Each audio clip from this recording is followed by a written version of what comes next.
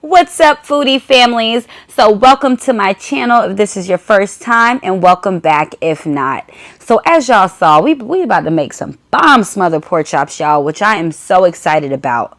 So while I was cooking this video, again, y'all know I go to meal prep for my client, and she loves to watch YouTube.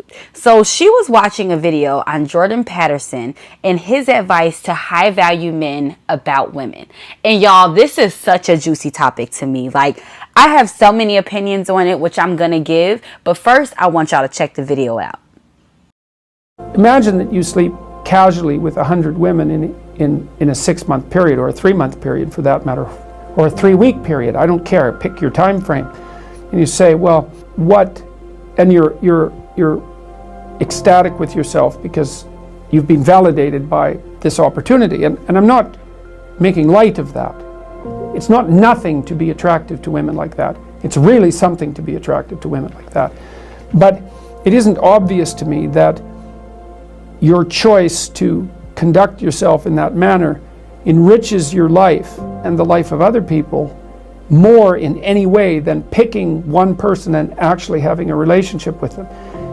It's only true that that promiscuous pathway, let's say, is better if you can actually divorce sexuality from all the other elements of life. You say, well, it's about variety and it's about impulsive pleasure.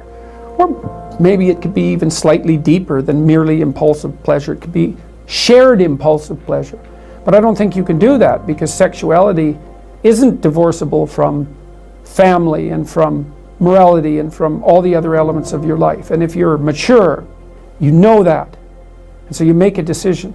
You make a decision not to capitalize on your opportunity, not to misuse your opportunities. And you know, a huge part of the Me Too phenomena, a huge part of this battle that's being played out in our culture is a consequence of the failure of men to recognize that. Now, it's not only the failure of men, let me be absolutely clear about that, because, for example, with the example of the sports superstar, the women who are lining up in front of him, parading themselves and offering themselves, are deeply complicit in this pathological game. And so it's pretty clear anthropologically as well that, you know, sexual choice tends towards a Pareto distribution, especially for men. So most men have very little selection at their disposal, and a small number of men have excess opportunities. The question is, what should that small number of men do? And you might say, capitalize on it and to hell with the consequences. And like, it's a powerful argument, but I do believe it's wrong. It destabilizes the society. Yeah. And so, and I also don't think it does your soul any good, because the problem with treating other people as casual sexual partners, let's say, is that you also treat yourself that way simultaneously. And I don't think that that does you any good, because you're not, unless that's what you want to be. If you want to be a casual partner, it's like, well, I wouldn't say that's a particularly noble ambition. You should be able to do better than that.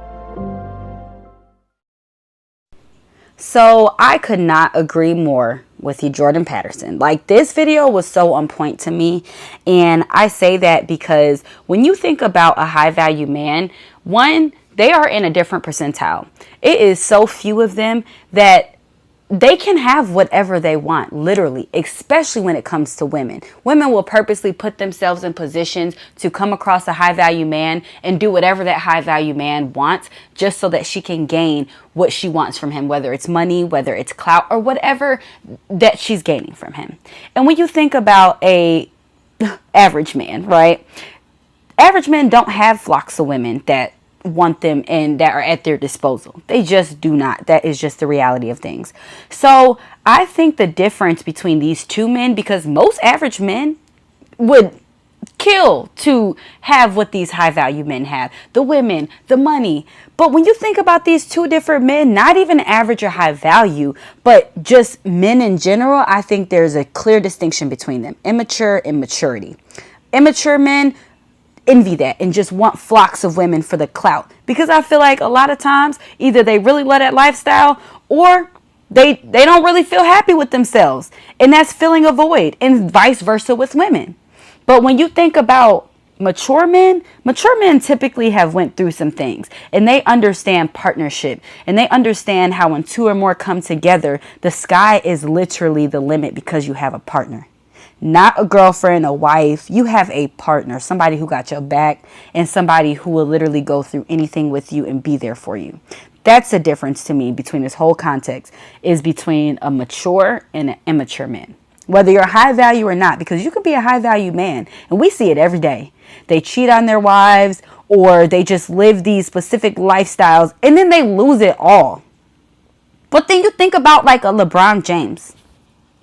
LeBron James has been married for years. And that man has done nothing but go up. And that's just literally one example, y'all. But that's just my opinion. I would love to hear your opinions. Comment below. I want to know if you think this is good advice to high value men. And to my people who tuned in for my video to watch me cook, don't worry, y'all. I'm going to drop the ingredients and specific measurements in the box below. Until next time, y'all. Have a